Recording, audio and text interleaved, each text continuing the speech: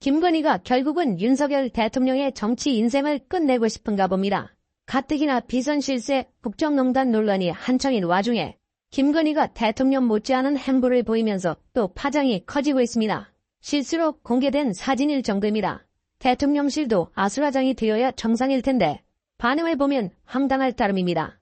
윤석열 대통령 부부가 지난 5일부터 여름휴가를 즐기고 있는 가운데 김건희 여사가 홀로 부산을 찾아 지역 주민들과 만난 것으로 확인되면서 논란입니다. 5일 경남 통영시장을 홀로 방문했던 윤 대통령은 이 자리에 동행하지 않았기 때문입니다.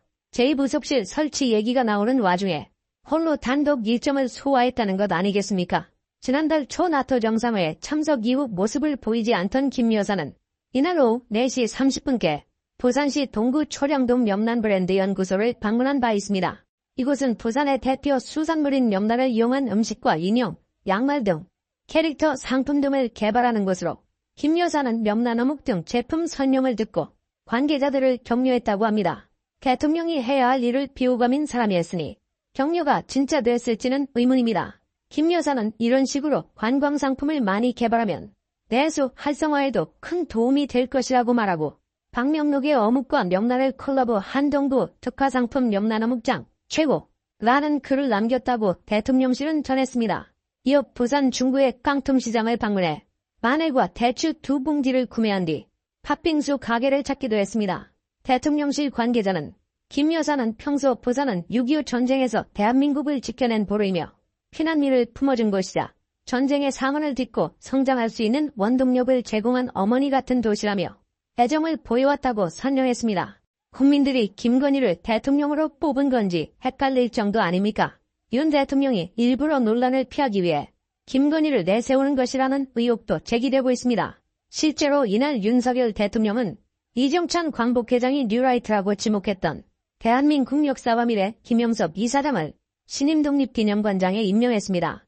독립기념관장은 임원추천위원회가 추천한 후보자 중 보훈부 장관 제청으로 대통령이 임명합니다. 국가보훈부는 6일 김영섭 이사장이 임기 3년의 독립기념관장직에 임명됐다고 밝혔습니다. 김 이사장은 충신대 교수, 한민족복지재단 사무총장, 안익태재단 연구위원장, 통일관한음재단 운영위원장 등을 지낸 인물입니다. 앞서 이정찬 광복회장은 전날 독립기념관 임원추천위원회가 일제강점기가 한국 근대화에 도움이 됐다고 주장하는 사람들을 포함한 관장 후보 3명을 선발해 국가보훈부 장관에게 보고했다고 주장하며 임추위 및 임추위가 추천한 후보 등을 모두 원점 재검토해야 한다고 주장한 바 있습니다. 이 회장이 직접 기자회견에 나서면서 독립기념관장 인사에 반대 의사를 표했지만 국가보훈부와 윤 대통령이 김 이사장 임명을 강행한 셈입니다. 이 회장은 기자회견을 통해 김 이사장을 겨냥 이승만 대통령을 우파, 김구 주석을 좌파로 갈라치기 하거나 임시정부 역사를 평가절하 하며 대한민국은 1919년 대한민국 임시정부로 건국된 것이 아니라 1948년에 건국되었다고 주장해왔다고 비판한 바 있습니다. 보훈부 측은 김 이사장 임명에 대해 절차상 문제가 없었고 후보자의 독립운동에 대한 역사관 등을 평가했다며 신임 관장은 독립운동이 우리의 소중한 자산이라고 생각하는 인물이고 뉴라이트 계열 인사가 아니다라고 반박했습니다. 이뿐만이 아닙니다.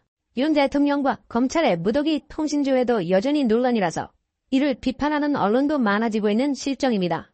윤석열 대통령 명예훼손 사건을 수사하는 서울중앙지방검찰청 반부패 수사일부가 언론인과 정치인을 상대로 전방위적인 통신조회를 한 것을 두고 통신조회 제도 개선을 요구하는 목소리가 커지고 있는 상황인데요. 이번 기회에 통신조회 제도 자체를 바꿔야 한다는 주문인 겁니다.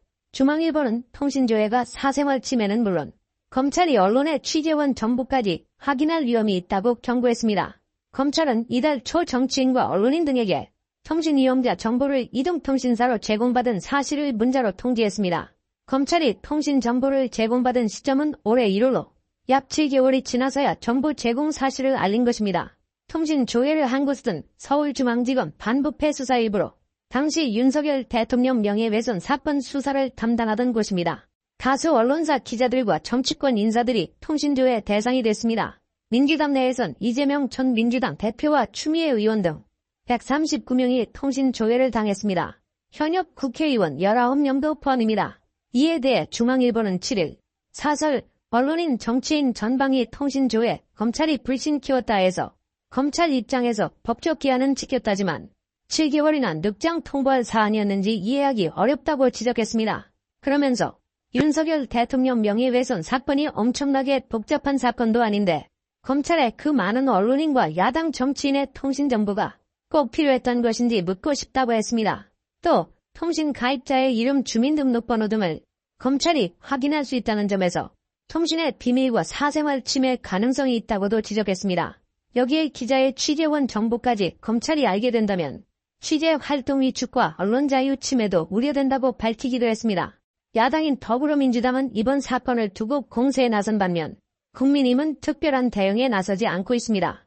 2021년 공수처가 윤석열 당시 대선 후보 관계자 통신조회를 한 것이 드러나자 윤 후보는 미친 사람들 아니냐, 게슈타포나 할 일이라고 비난했던 것을 생각하면 정말 웃긴 처사인 것입니다. 당시 여당이었던 민주당은 통신조회가 사찰이 아니라는 취지의 입장을 폈습니다. 한겨레는 사설 사찰 논란 검찰 통신조회, 이번엔 바로잡아야 해서 검찰이 언제든 수사 면목으로 자의적 판단에 따라 사건과 관련 없는 일반 시민의 정보까지 조회 수집한다면 그런 나라를 자유민주주의 국가라 할 수 있나라고 꼬집었습니다. 그러면서 윤석열 대통령도 대통령 후보 시절 고위공직자범죄수사처로부터 통신조회를 당한 적이 있다. 윤 대통령은 지금 미친 짓을 한 검찰에 왜 아무런 말도 하지 않는가라고 지적했습니다. 또 통신조회가 경우에 따라 수사에 필요한 절차라 하더라도 이처럼 무차별적으로 방대하게 이루어지는 건 민주사회에선 정당화되어서는 안 된다고 경고했습니다. 국민 기본권에 영향을 미치는 수사 행위는 기본적으로 법원의 허가를 받아야 한다.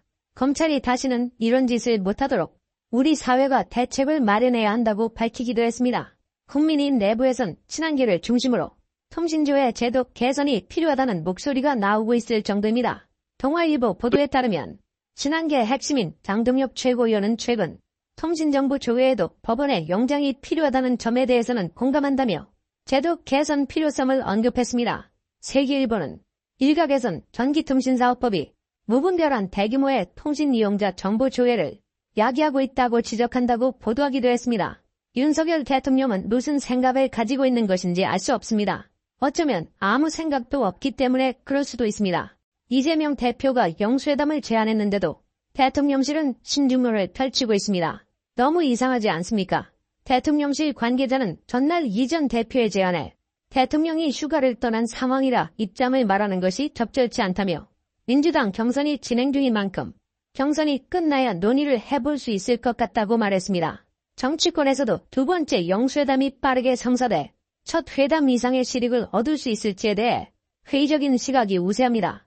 국민들을 위해 일해야 하는 사람들이 대통령과 대통령실 직원들인데 자신들의 실익을 따지며 망설인다는 게 말이나 되냐는 것입니다. 특히 여당에서 이러한 기류는 더욱 강하게 감지되고 있습니다. 영수회담이 이루어진다 하더라도 민주당이 최근에 보인 행보를 멈추지 않을 거라는 게 여당의 중론이라고 합니다. 22대 국회 개원 후 7개의 법안이 민주당 주도로 단독 통과됐으며 김건희 여사 특검과 윤 대통령 탄핵까지 추진하는 상황이기 때문이라는 것입니다. 그 전에 왜 법안이 단독